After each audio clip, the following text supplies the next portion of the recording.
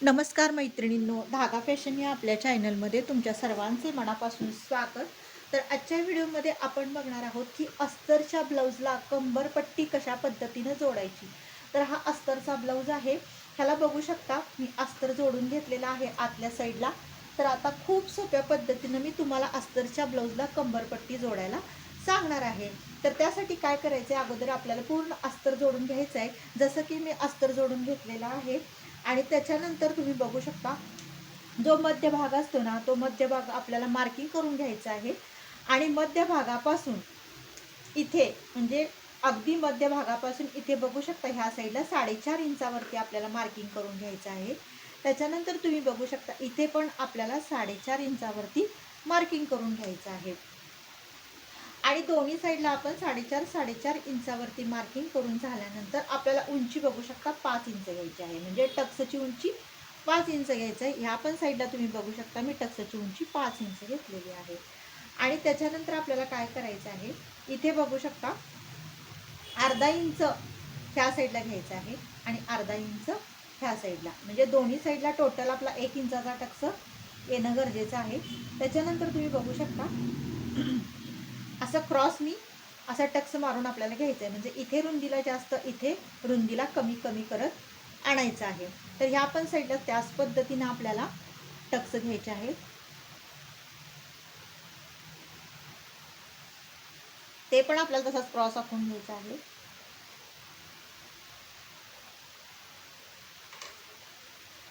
आता आपल्याला काय करायचं आहे, जसं आपण दोन्ही टक्सचं मार्किंग करून घेतलेलं आहे ना, तर आपण आता असं धरायचे आपल्याला टक्स. बघू शकता तुम्ही मी कसं धरलेलं आहे. आणि त्याच्यानंतर आपल्याला क्रॉसमध्ये असं टीप मारून घ्यायची आहे. म्हणजे इथे जास्त इथून कमी कमी करत आपल्याला पुढंपर्यंत आणायचं आहे. आणि दोरा जो असतो ना आपल्या टिपेचा, तो पुढंपर्यंत आणायचा आहे. तुम्ही बघू शकता कशी आपली टीप आलेली आहे व्यवस्थित अशी.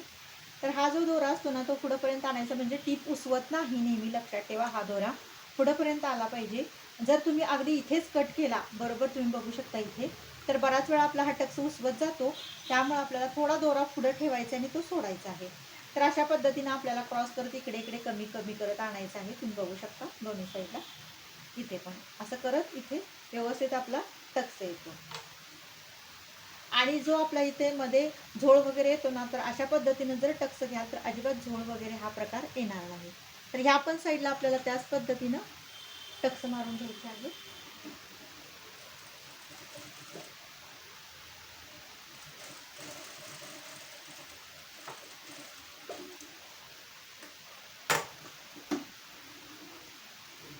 तर बघू शकता ह्या पण साईडला आपला टक्स कसा व्यवस्थित असा आलेला आहे. आणि बॅक पण साईडला बघा व्यवस्थित फिनिशिंग दिसतं आपल्या टक्सचं. कुठंही व्यवस्थित बघू शकता, झोळ नाही, चुन्या नाही, फुग्या नाही. असा क्रॉसमध्ये जर आपला टक्स घेतला ना, अगदी परफेक्ट असा आपला टक्स दिसतो. आणि फ्रंट साईडला पण ते फिनिशिंग छान येतं. आणि त्याच्यानंतर तुम्ही बघू शकता आपल्याला लावायची आता कंबरपट्टी. तर त्यासाठी आपल्याला किती रुंदीचं पट्टी घ्यायची ते बघूया. तर अशा 3 पट्ट्या मी कट केलेल्या आहेत. कारण ज्या कस्टमरचं ब्लाऊज आहे ना, त्यांचं थोडंसं माप मोठं आहे. त्यामुळं मला 3 पट्ट्या लागणार आहेत. अखंड पट्टी जर निघाली नाही तर तुम्ही जे आपलं अस्तरचं कापड शिल्लक राहतं ना, त्यामध्ये जॉईंट करून तुम्ही पट्टी जोडू शकता. आता हे बघू शकता तुम्ही, मी 1.25 इंचाची पट्टी रुंदीला घेतलेली आहे. तर तुम्हाला जर आवडत असेल तर तुम्ही रुंदीला पट्टी जास्त ठेवू शकता. तुम्ही 1.5 इंचाची पण घेऊ शकता. तर आता मी एकमेकाला ही पट्ट्या जोडणार आहे.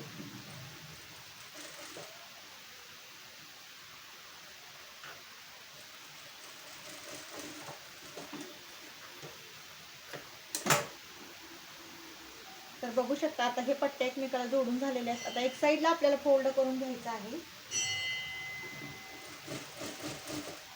अगदी पाव इंचाचा आपला फोल्ड असणार आहे हा.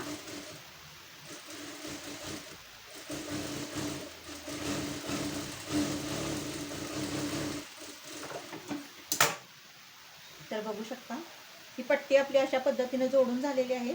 जोडताना जर कापड थोडं कमी जास्त झालं असेल तर ते व्यवस्थित आपल्याला लेवलमध्ये करून घ्यायचं आहे. जेणेकरून आतल्या पण साईडला आपली पट्टी व्यवस्थित दिसली पाहिजे, कमी जास्त दिसू नये. त्यासाठी जर एक्स्ट्रा नक्कीच कापड वाटलं तर ते कट करून टाका तुम्ही. आता आपल्याला काय करायचं आहे, इथून आपल्याला जोडायला सुरुवात करायची आहे पट्टी, बघू शकता तुम्ही.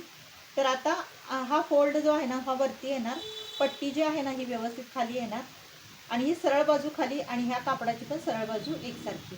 आता आपण 5 इंच अंतर घेऊन टीप मारून घेणार आहोत. इथे आल्यानंतर जो टक्स असतो ना, त्या टक्स जो आहे ना, हा इथे आपल्याला 5 इंच म्हणजे पावपेक्षा पण कमी एक चून घ्यायची, बारीक अशी, बघू शकता तुम्ही, एक बारीक चून घ्यायची आपल्याला. तर इथे आल्यावर पण आपल्याला तसंच करायचंय, बारीक अशी चून घ्यायची आहे.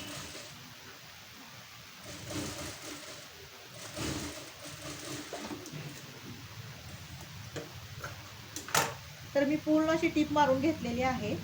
आता आपल्याला घ्यायची आहे दाब टीप. दाब टीप घेताना बघू शकता, नेहमी कापड इकडच्या साईडला घ्यायचं आणि बरोबर ह्याच्यावरून आपल्याला दाब टीप घ्यायची आहे.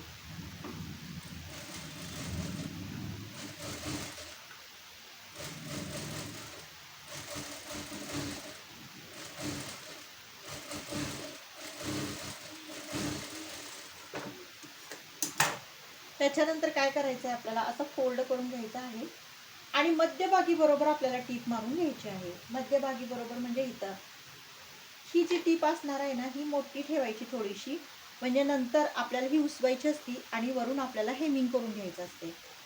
तर आता बघूयात आपण मधून टीप कशी मारायची.